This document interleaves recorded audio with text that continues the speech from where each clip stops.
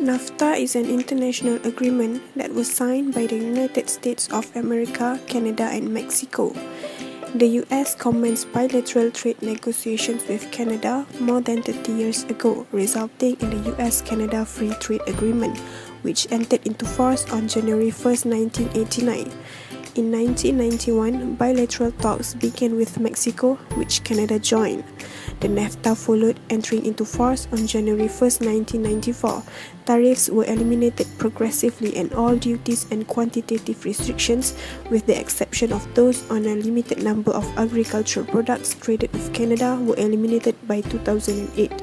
The main objectives of NAFTA include removal of barriers to trade, enhancement of fair competition to open up more opportunities, provision of security to easily solve disputes, and to explore new ways of cooperation. Avocados demonstrate the success of NAFTA. What did NAFTA do that was good? To understand that, you have to understand America's relationship with avocados. NAFTA changed how Americans eat. One of the most successful Mexican imports to the US is avocado. Avocado consumption in the US has exploded, going from 1 pound per person to 7 over the course of 20 years. Before NAFTA, Americans did not eat a lot of avocados. They only had access to them from California and Florida and only seasonally. Most of the avocados in the world are grown in Mexico, and for 80 years, Mexican avocados were banned from the US. Before this, Americans did not even know they liked them. The NAFTA made them available year-round, and it turns out Americans love avocados. It has become a much more broadly popular food that has actually created more avocado demand, which has been good for US growers too. The limited benefits that have resulted from NAFTA have been overshadowed by its numerous failures, which have both negatively affected the United States and greatly harmed Mexico, especially in agriculture sector. The income gap in Mexico has in fact widened since NAFTA's implementation.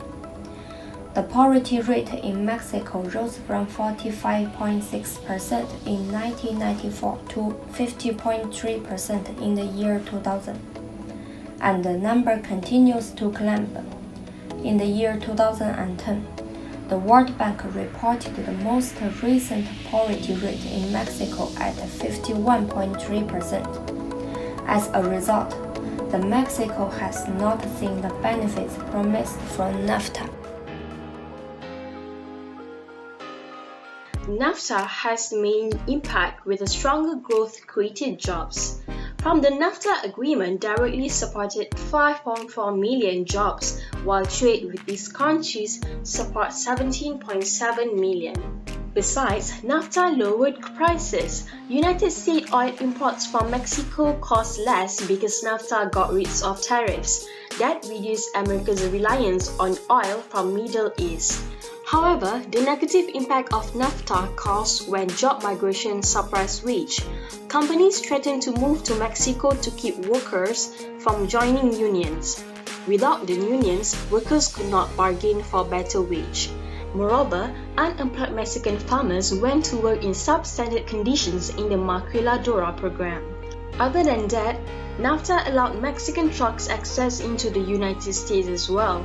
Mexican trucks are not held to the same safety standards as American trucks. This may give the negative impact of NAFTA.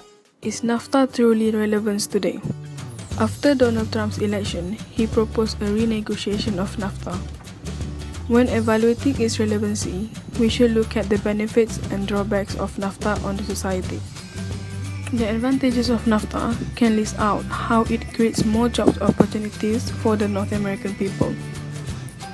It significantly improved their economic level and their prosperity, and increased competitiveness level of auto manufacturing industry. The disadvantage the US face is it costs US a huge amount of money on the auto manufacturing industry.